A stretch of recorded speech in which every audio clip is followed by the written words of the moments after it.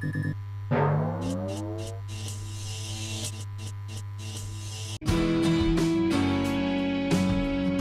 week on a very special pop culture minefield. I told you I'm okay. Here, if you swear on your mother's life. My mother is not alive. It was a baby! She smothered her own baby! What the hell was that? I think we got hijacked. Was that CBS?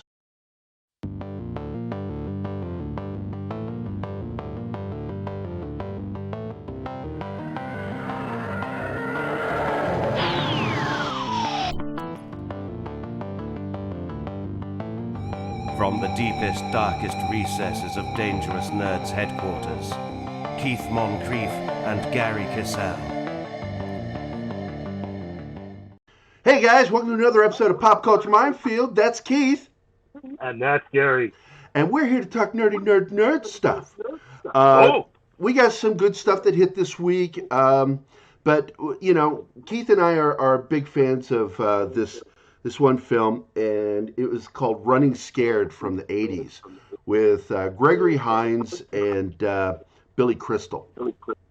And it was really one of two Peter Hyams films that I didn't rip apart as a teenager for nonsense that was within it that was so against the basic laws of physics or biology. Like in Outland, the moment where he takes a syringe from a body that's been dead for at least 24 hours and sticks the syringe into the guy's carotid and tries to draw blood from it. And I'm like, even as a teenager, I was like, you can't do that. Because as a teenager, I knew what lividity was. I paid attention in school. And I was with my dad when I went to see that. And I'm like going, they can't do that. And then, of course, my dad and I both, because my dad was an engineer as well as a historian, and he was making fun of the fact that running around in a plastic and paper space station with shotguns with 1/6 Earth's gravity. He says, you fire a shotgun in 1/6 Earth's gravity, it's going to propel you backwards about 15, 20 feet. It's just you're holding a rocket in your hand. So the science just kind of went out the window, and everybody knows heads don't explode like that. But damn it, I still love that movie Outland. But Running Scared was this amazing cop buddy film, which, you know, I've told you, the father of all cop buddy films was Freebie and the Bean with James Caan and Alan Arkin.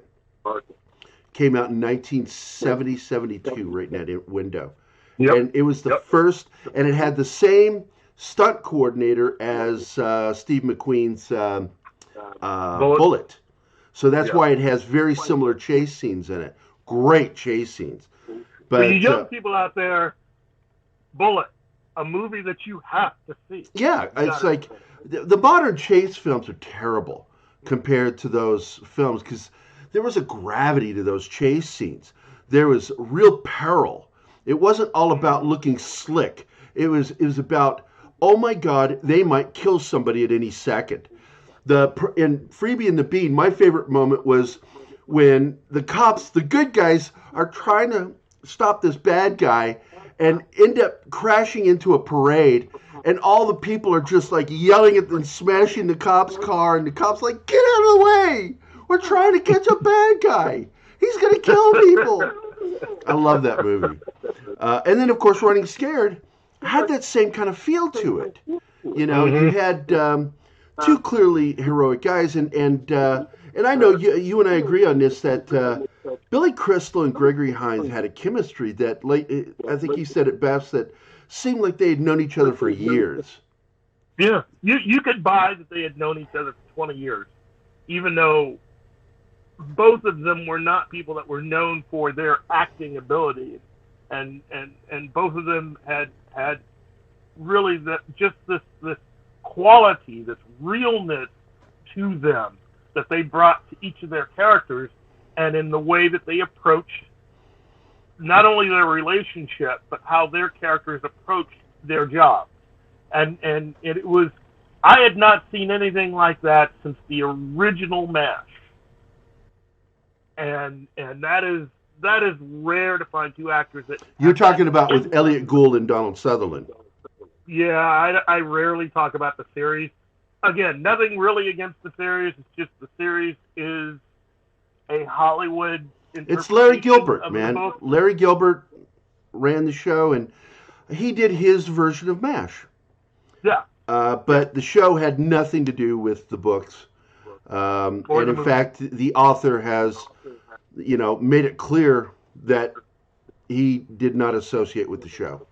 He felt that it was not even anything related to his books. But what was so great about Gregory Hines and Billy Crystal was their on-screen chemistry. Both of them were really good at comedy chops. Yeah. And Billy would just do his silly shit, and Gregory would just react to it in a cool way that was funny. And it was like so perfect. And it was like the song, I always felt like Ebony and Ivory was written for that fucking movie. And I'm like, why wasn't that song in that film? Because it was so true.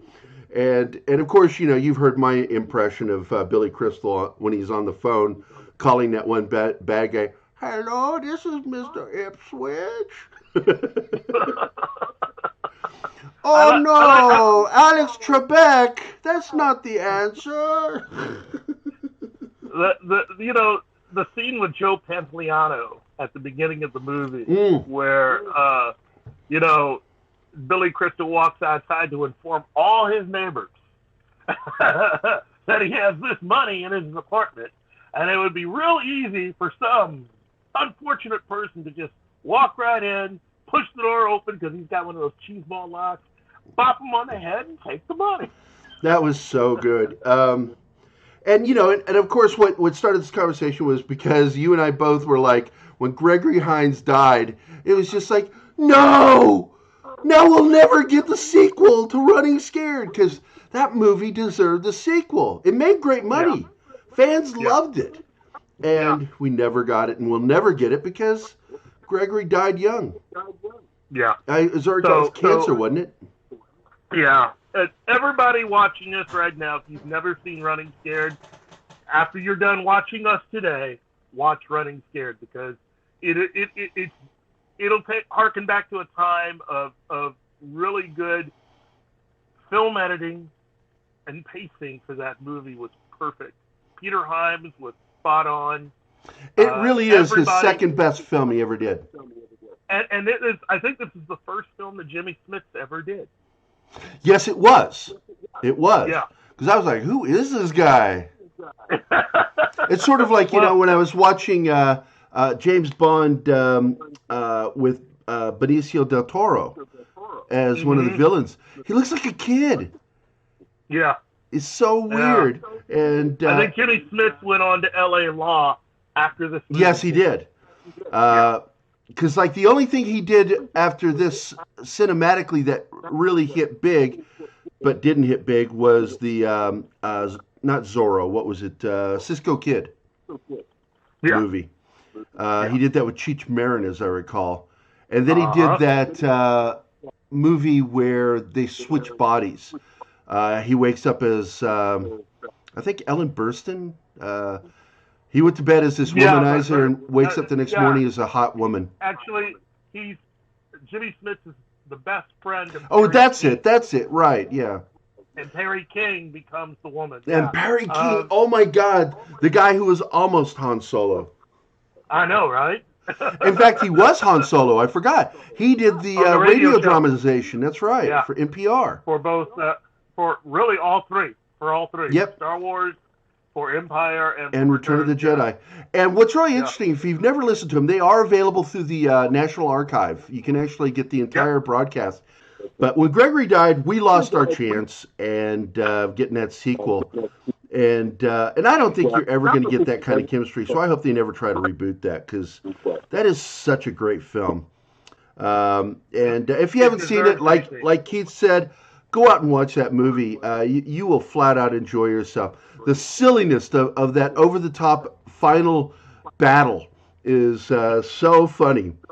and it's so over the top. But Shooting it works. all over Chicago. I mean, I had already been to Chicago by the time that movie came out, so I knew a lot of those places. Yeah, I don't think they shot anything in Hollywood. I think even the interiors were shot in Chicago on location. Well, there is an authenticity to that. Yeah, when you shoot on location, you get that authenticity.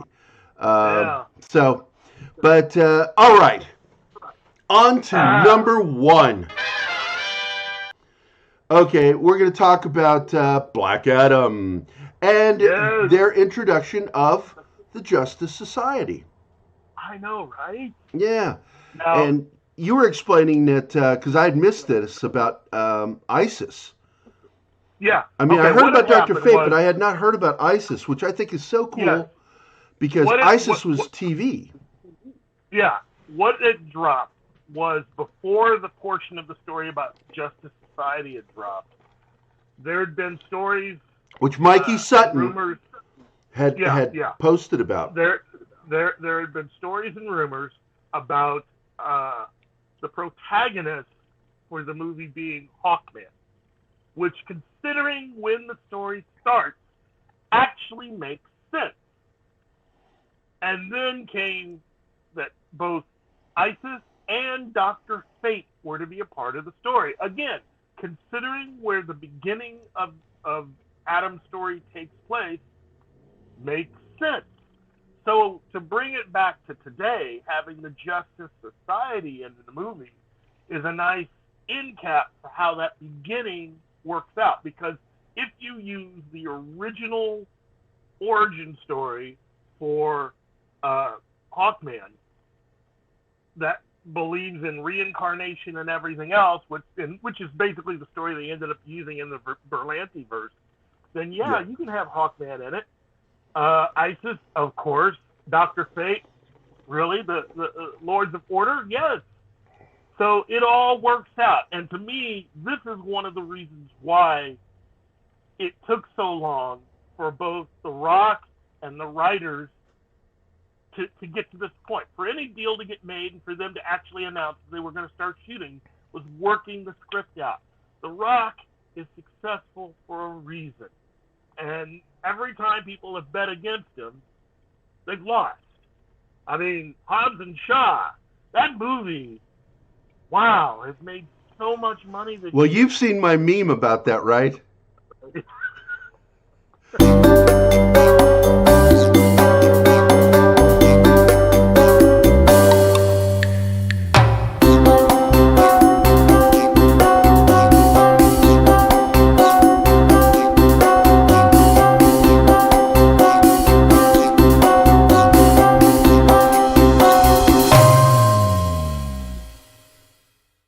Or whatever, because they got Helen Mirren. Hobbs and Shaw are going to kick Fast and Furious's butt. Yeah, it's all connected. Vin Diesel makes money off of both. I'm sure he's making money off of whatever The Rock's doing. But I got to tell you, man, I would much rather watch The Rock than Vin Diesel any day of the week. Well, it looks like they had a lot more fun making Hobbs and Shaw. And that's really what's important ultimately. Yeah. You when you're making a movie, you're going to be spending months with people. If you can't stand them, that makes the shoot hard. Not difficult. I mean, you're getting paid so much money. You're an actor. You can pretend to like somebody. But if you're really enjoying yourself, it makes it all the better. And again, from what I've heard, those two seem to have, they seem to work things out. I believe the translation is Universal looked at how much money Hobbs and Shaw made. And they told them to shut the hell up. Yeah, it's like, okay, all you Fast and Furious people, you got to shut up. So. Yeah, because somebody, I can't remember, one of the actors from Fast and Furious threw some shade at Hobbs and Shaw that they're not real family. Yeah. And I'm like going, yeah, you got to stop that. But let's go back to Black Adam, because I've been excited about him playing Black Adam for a while. And you and I both were kind of shocked, because when he sent out that thank you video for Shazam, we're both like, why is he thinking fans? Did he have something? And it's like, oh, he was one of the producers on it. It's like, okay, that makes sense. And I am so enamored. I couldn't wait until it came out so I could buy it. Shazam is such a good film. There is a new rumor that Warner Brothers is going to try to connect the Batman with Black Adam. For right now, it is a rumor. But if they end up doing that, this could be Warner Brothers' way of starting a new version of the DC. The reboot, right? Which could then encompass Aquaman and Wonder Woman. Although Jason Momoa is kind of making it difficult because he keeps wanting to put stuff in there that refers back to things with the previous version of the DCEU. I get what he's doing, and again, he's the child of a divorce, is what he is. Trying to get mom and dad back together again. Yeah, and personally, I don't see Zack Snyder ever going back, even though you have different people running everything. But I think that's part of the reason why the whole thing about the Snyder Cut of Justice League is something. Which, by the way, with some of the news that's come out from Mikey Sutton and Lords of the Long Box, that we predicted it weeks ago. Remember that? That HBO Max would use it to help launch their streaming. Well, it's the only logical move. It makes so much sense. Yes, it makes no sense to try to put it back in theaters because that costs even more money just to do exactly, that. Or printing new Blu-rays. The whole That's thing. right. I mean, it's like you've got this Snyder Cut and you're getting ready to launch HBO Max, which is so funny. Some guy on my Facebook page goes, "Well, when are we going to get this Warner Brothers streaming thing?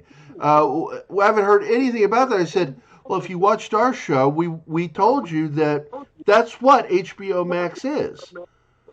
And he was confused and confounded like we were.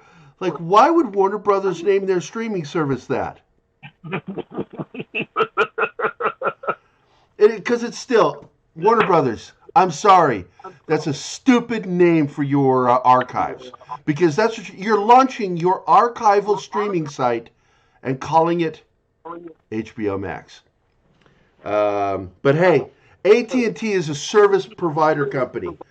Customer service. They are not a movie production company, so I expect stupid shit from them. That's the reason why I think a lot of this stuff with Justice League Snyder Cut is happening. AT&T, who now actually owns Warner Brothers, looked at everything and they probably figured, look, there is nobody currently running this company that had anything to do with any of the bad karma or bad decisions from before. So it's not our egos that are going to get bruised if this movie comes out. So spending an extra 20 to 30 to 40 million to finish off visual effects is a drop in the bucket when you look at the fact that they can use this movie to launch their new streaming service. And again, as CBS All Access will tell you, it's very important to have something that everybody wants to see and for it to actually be good in order to have success. Right, Disney Plus? Showing CBS how to do it, and CBS still doesn't want to sign up, doesn't want to get rid of that service to join in with the rest of Viacom so they can create their own massive streaming service that would really be competitive. Because CBS by itself, as I keep telling people, CBS All Access will probably be the first victim of the streaming wars because they got nothing. They literally have nothing but their library of television shows and specials. And when you think about it, over half of what they have isn't really recognizable IP to anybody under the age of 30.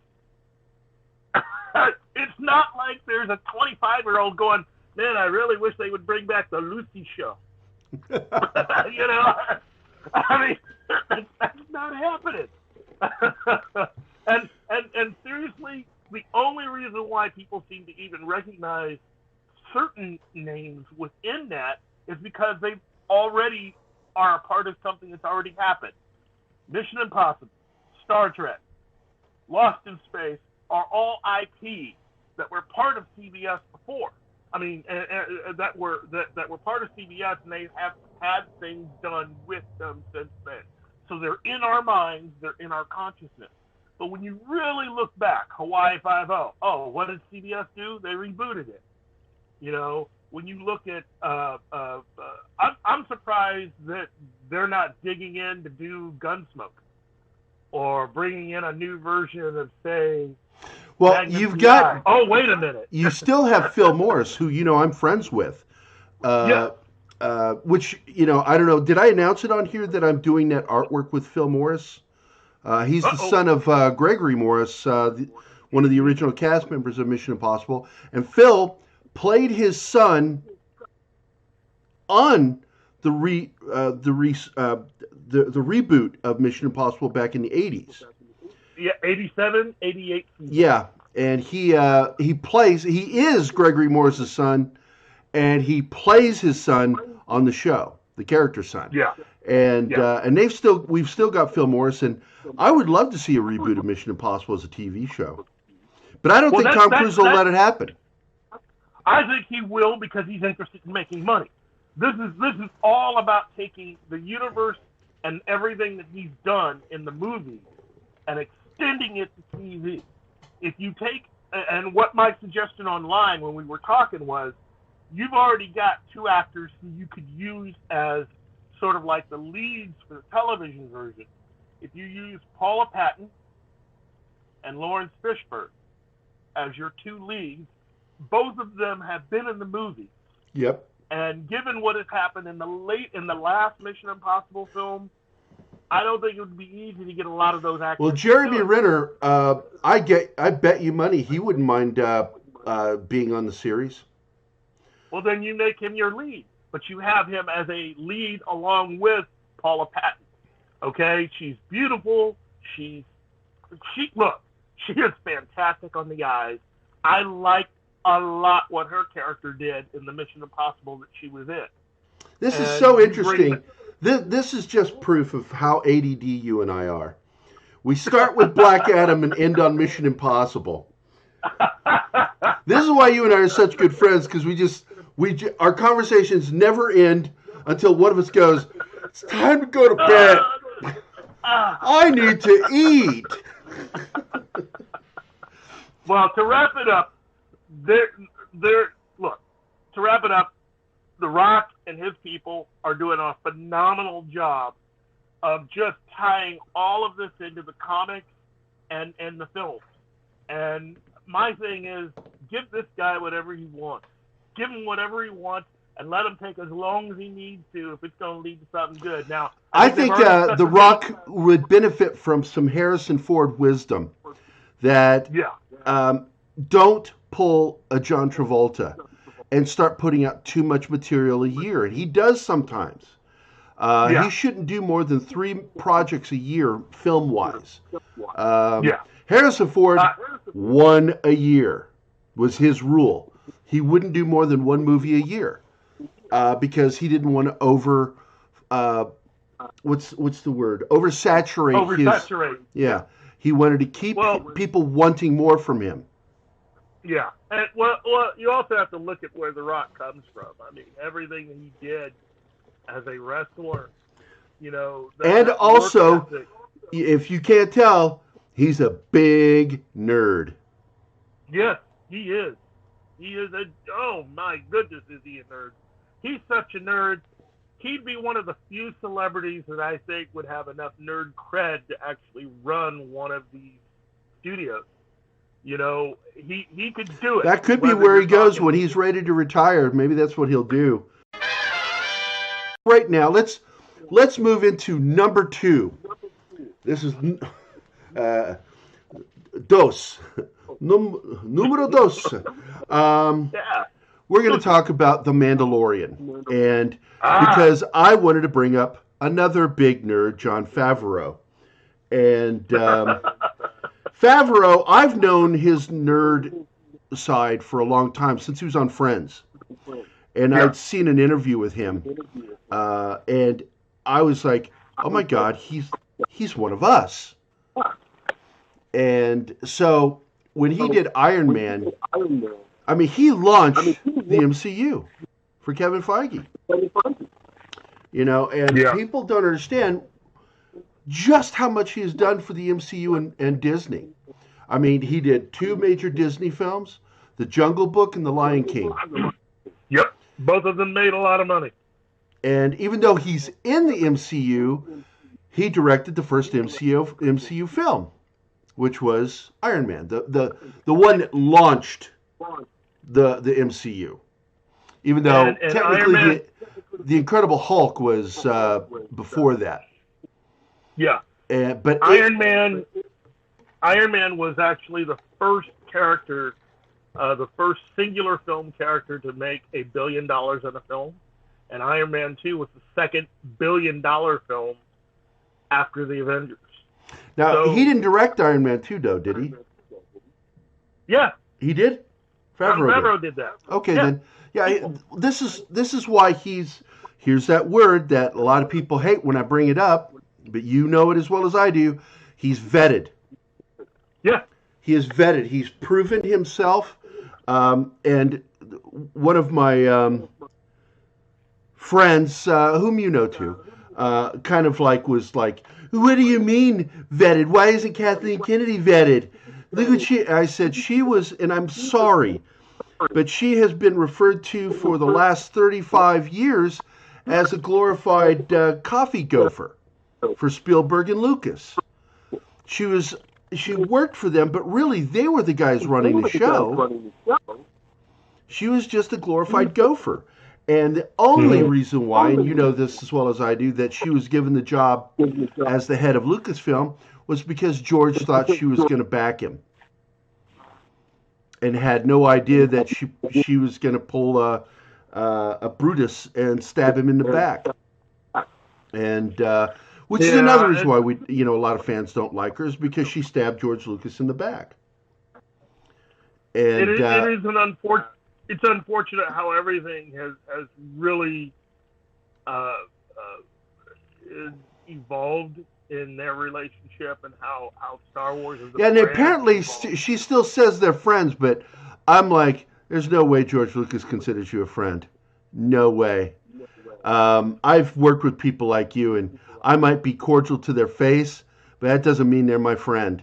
And I'm sure that he's cordial, but I don't think he considers her a friend, because what she did was it was not nice. It was unprofessional, too. It was unprofessional and not nice. But going back, Jon Favreau brings us this amazing series, The Mandalorian, which, here's my reaction. Episode 1, I enjoyed it. I really did. Episode 2, I got into it. I was just absolutely really liking the show. And then episode 3, Jon Favreau, already he was doing the classic Western in space, right? The Clint Eastwood Western. Then he throws in Lone Wolf and Cub in episode 3.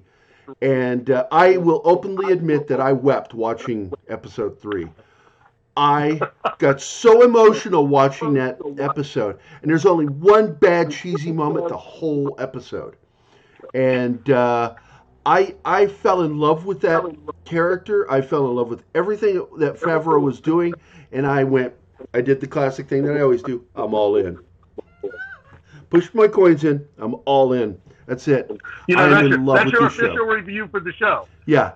There's no way he's going to screw this show up at this point.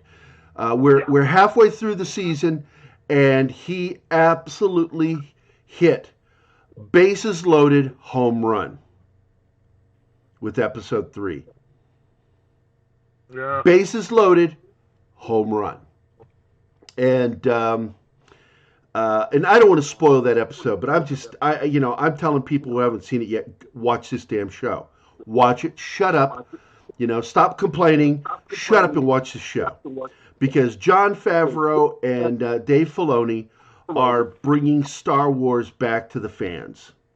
They are doing, as Kevin Smith likes to say, they're doing the Lord's work. Yes. They are just amazing at what they're getting done. And supposedly even Lucas being on set with them was really into what they were doing. He was really digging it, unlike what was going on with the film, which, again, no matter what happens, by the end of December, one of two things is going to be a reality. Either episode 9 is going to be a success and an incredible capper to 40 years of Star Wars, or there are going to be a lot of people talking about Jon Favreau and Dave Filoni and what the future of Star Wars was going to be like with them and Kevin Feige running things. Yep.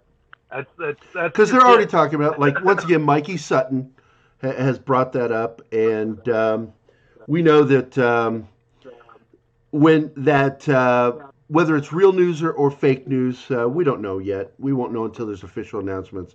But there is this internal interest, apparently, to have those three guys running Star Wars. Yeah. And I think that it would be smart to have those three guys heading up everything. Like, one overseeing everything. Kevin Feige's good at the overall overseeing of things. And I think that Filoni should be involved with the Star Wars TV stuff. And I think that Jon Favreau should take over the films. Well, plus you have one person that actually, I think, will have George's back in Dave Filoni. And George hired him and they're friends. Yeah. And he doesn't stab friends in the back. Favreau just being the super fan who actually happens to be a talented guy who can get things done. And then you bring in Kevin Feige as the capper. And this is an A-team.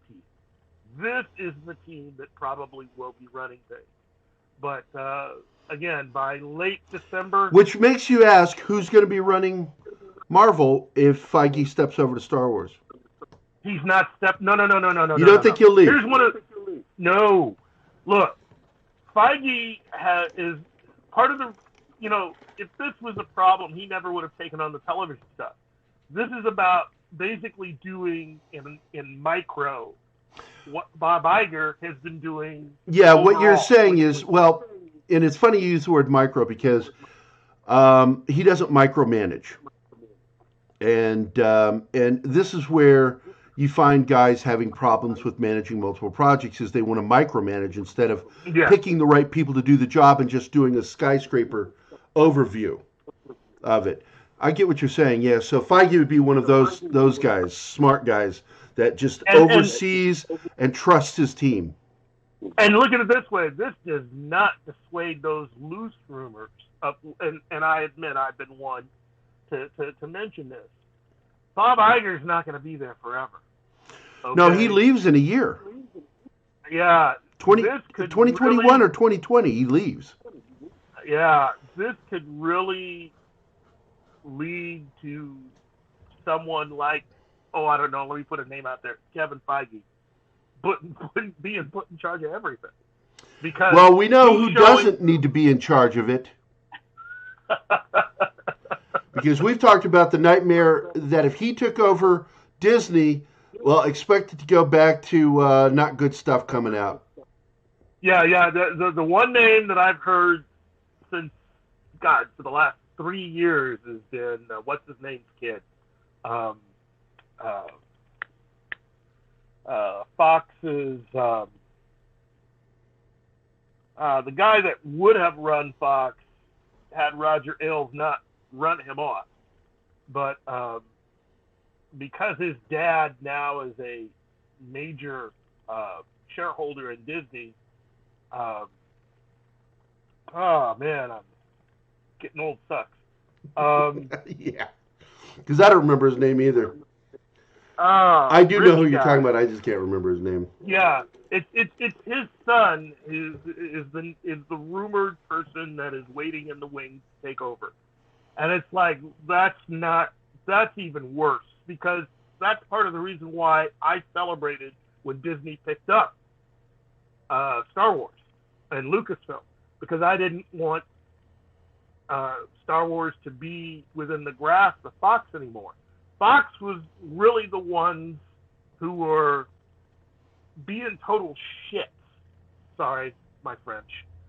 Who were not being very cooperative with helping develop things like a Star Wars television series, which is what George Lucas had brought years ago. He'd been trying to make it work. Oh, hey, everybody remember 1313? Okay, come on. I mean, a lot of this stuff we should have had years ago, and Fox kept saying no. So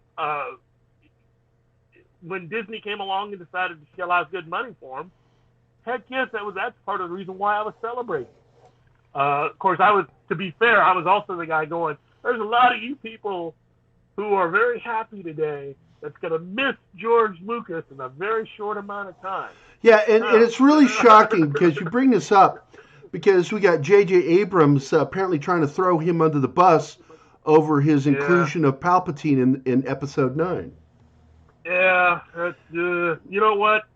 JJ Abrams, if he's really doing that, is excuse my language, that's a pussy move, dude. It really is. I believe he's laying the groundwork and soft pedaling all of this stuff. I believe that many of the things that we've been hearing behind the scenes about Episode 9 probably are true. And this movie is going to end up getting a very strong reaction from a lot of fans. Well, yeah, and part of that is because, he would not condemn Rian Johnson's bullshit movie, but he'll turn around and he'll say this kind of stuff about George Lucas.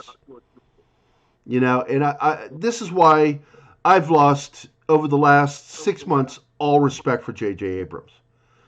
And, get set for more people to be talking nice about Rian Johnson, because his movie Knives Out is getting a lot of praise. And when that happens, and with the Oscars coming up, I mean, they're definitely talking about Oscar nominations, quite a few for Knives Out. He's going to be the new toast of the town. I don't think anybody's going to get around to saying anything bad about him.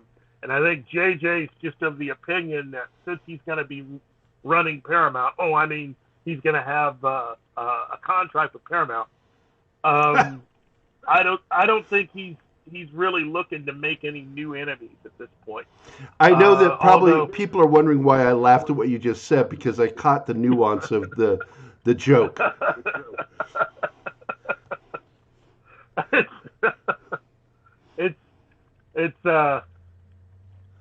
I should say, there is a lot of work that needs to be done in Hollywood at this point.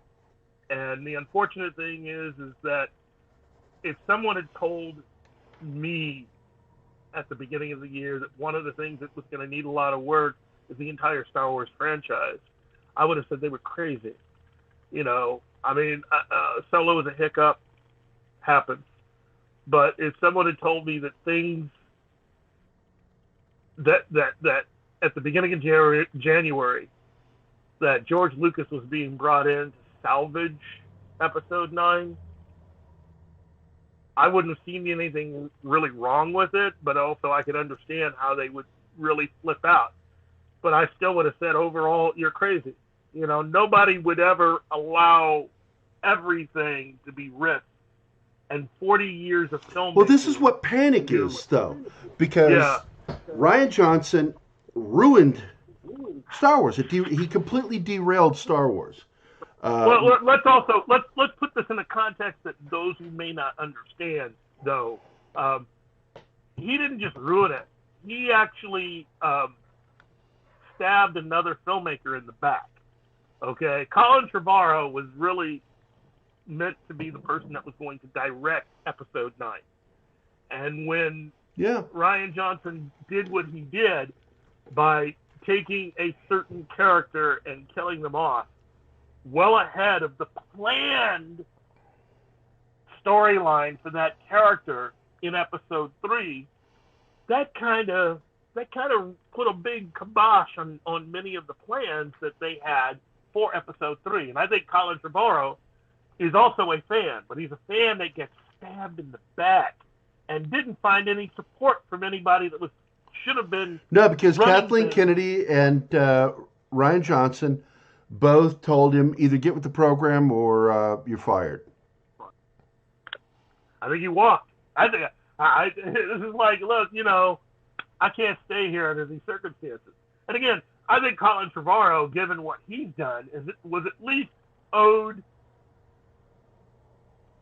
He was at least owed something. If you're going to go out and recruit him to do this, and you decided to change your mind. And here's what's funny when JJ tries to say, oh, he didn't really derail it that much, talking about Ryan Johnson.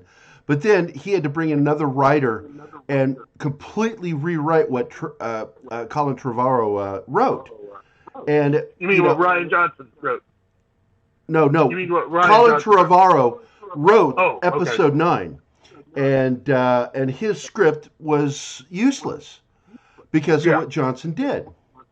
And so when JJ tries to say, oh, he didn't derail it that much, it's like going, if you can't use Colin Trevorrow's script, he derailed it. The minute that they couldn't use a number one screenwriter like Colin Trevorrow's script, and they had to go back to the drawing board, that means that was a massive derailment. And they could sit there and talk themselves blue in the face, doing this just bullshit lip service of, oh, he didn't really do. It's like, shut up. We know he did because you had to completely rewrite the screenplay and figure out how to end it. And then have all the versions of the ending, like 4 or 5 different versions of the ending now that had to be. That's just insane. Yeah.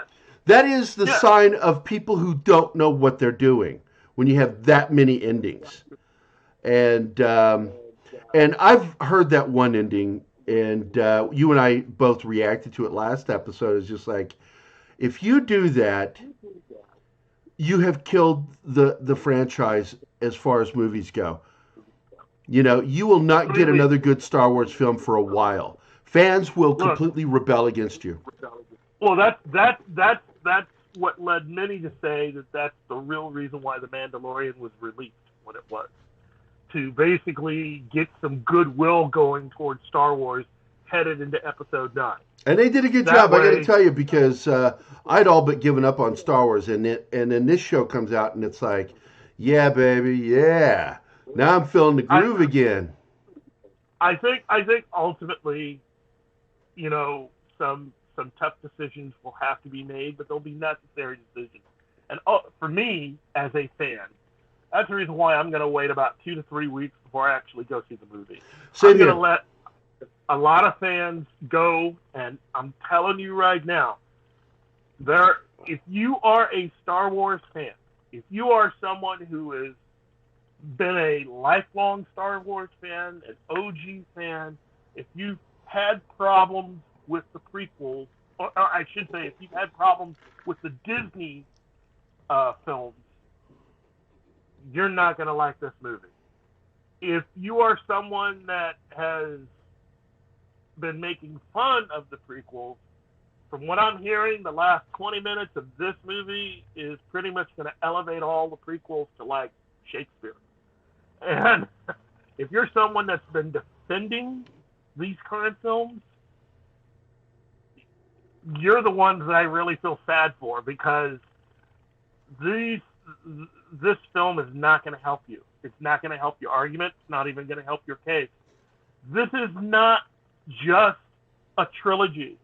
This is, as I have been saying since we began this show, is about the complete Skywalker saga. This is not about 3 films. This is about 9 films.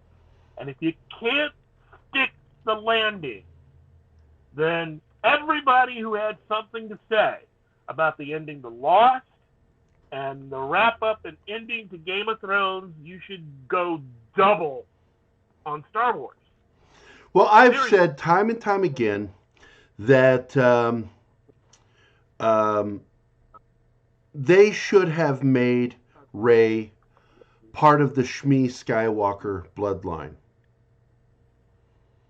That Shmi had another child that had a child, and that carried on that bloodline. And of course, they should have insinuated again that the Emperor had something to do with the creation of Anakin as well as Rey. It's a very simple concept. It's not far-reaching. Star Wars fans, real fans, are aware of this information, and they would have gone, oh yeah, I can accept that. I can accept that she was just from a divergent bloodline from Shmi. That after the Emperor saw the failure of Anakin Skywalker, decided to do it again. Yeah, and given how long Anakin took before he saw his mother again, you're talking there's more than enough time for her to have had another child in that space of time. Yeah. You know, it is, again, this is what happens when you truly are a fan of the material versus people that sit around going, I don't know what I'm going to do. What are we going to do? And somebody goes, oh, I know. We'll have Michael Burnham fix it. Oh, I'm sorry. I'm sorry. I didn't mean to do that. I'm so tired of and I got to be honest with you, I'm not a big fan of the Mary Sue name because Mary Sue, both of those are girl names. So automatically people get this knee-jerk reaction that, oh, you're just anti-female. No, Mary Sue can also refer to a character that's a male. It's just simply a character who, for reasons of pressing a story forward, always solves a situation. Like one of the earliest Mary Sues I remember is from Star Trek Next Generation, Wesley Crusher. Was absolutely a Mary Sue. He solved every situation. You know, he was the hero. Always the hero when he was on. And, of course, that caused a huge backlash on the show. But do you remember that stuff? Yeah, I do. And I remember how it got transferred to 7 of 9 on Voyager, and how she became the one that would always have or it'd be something Borg-related, thus requiring her to be the one that saves everybody, saves the show. Yeah, she was the next Mary Sue. And so Mary Sues are just basically characters who always win and don't seem to really have any special training to do these things. And this is where we talked about this last episode, where they made Rey a loner. And they were trying to repeat what happened in Star Wars A New Hope with Luke, but Luke was a flawed character who was afraid, who didn't know how to do these things. And in fact, his big moment of using the Force was shooting one shot into an exhaust port. And that was it. We understood that he was a pilot through dialogue. You know, but for some reason here we don't get that. And Rey, just for some reason, is awesome all the time, no matter what. She's awesome.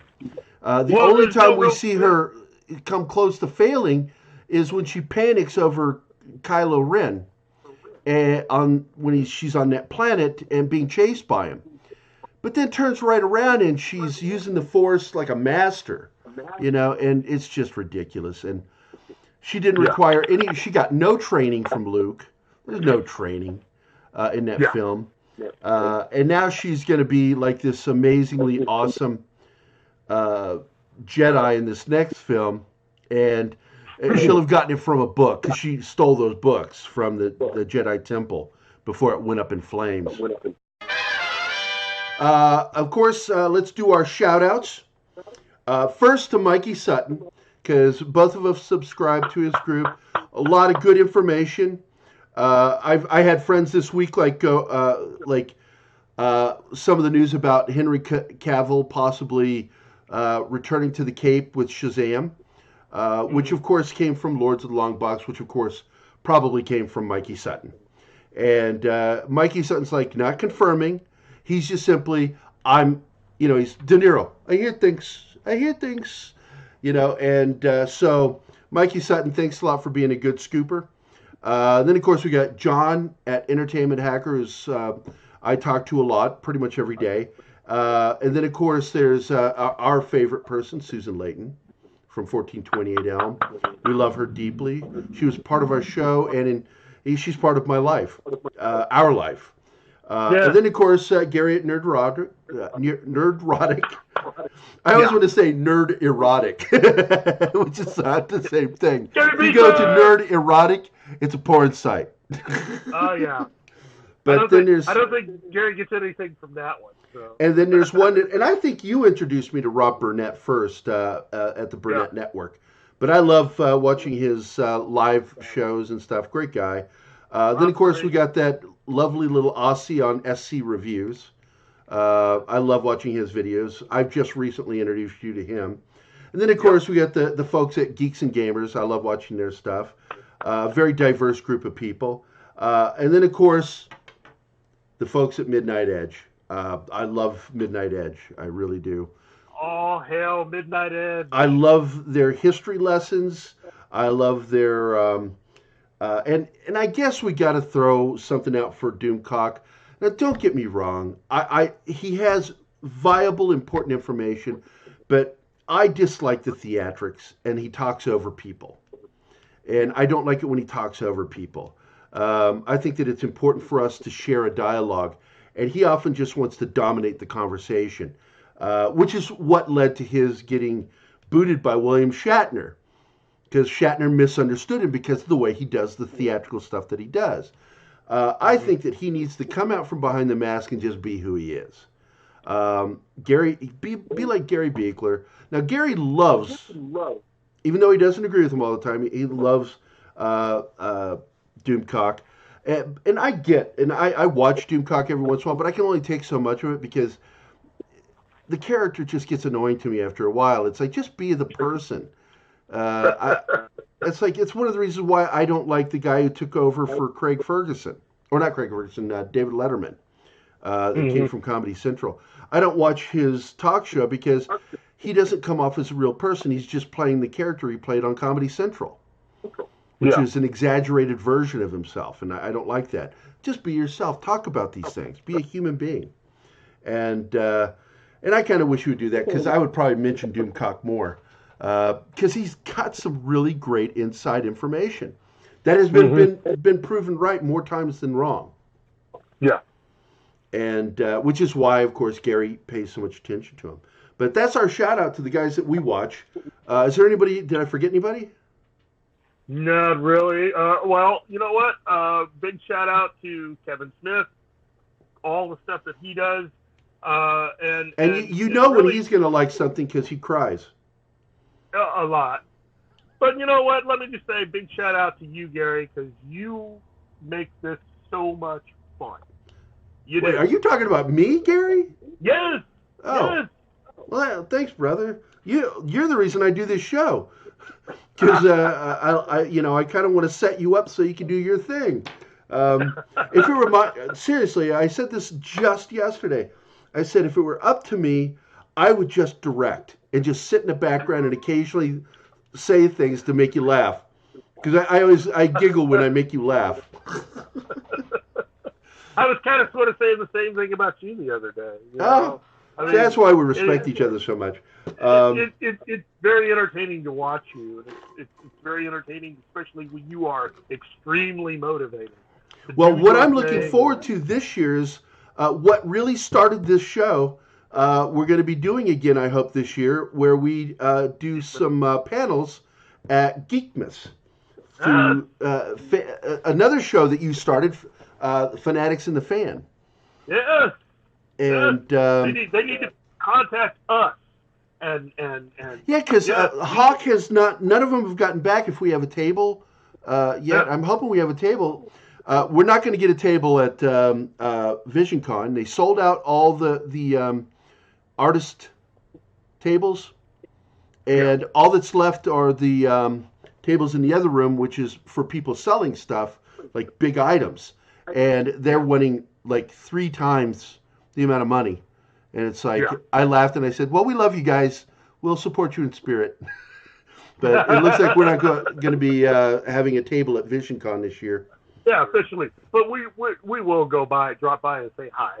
Of course. We know a lot of people, and again, we're not only who we are and what we do, we're fans, which is really the motivating factor for us. Well, what you and I need to do is basically get in there as media and just go interview people like one afternoon. Do our thing like we did last time. We sat down at the table, and that was fun. That was fun. Just dominate. Yeah, and of course we should probably sit down with Hawk, and we're talking about Hawk Holman. He took over Fanatics in the Fan, and he and I do military stuff together every once in a while because we're both veterans, and of course Keith created the show with him, and now Keith and I do this show, and we kind of see their show is kind of a sister show to ours, which is, we're all very friendly with each other. It's all fun. And it's all about the nerddom. Yeah. Well, you know what? One more shout out to the guys at Nerd Informants. Because, oh, my God. I always forget to talk about those guys. Great guys. Yeah. So, look, if you're watching this, you need to be also watching them. Love those guys. Lots of good information. Nerd Informants. Love those guys. I think that's about it. Yeah, that's it, man. So anyway, that's Keith. And that's Gerry. And we're out of here.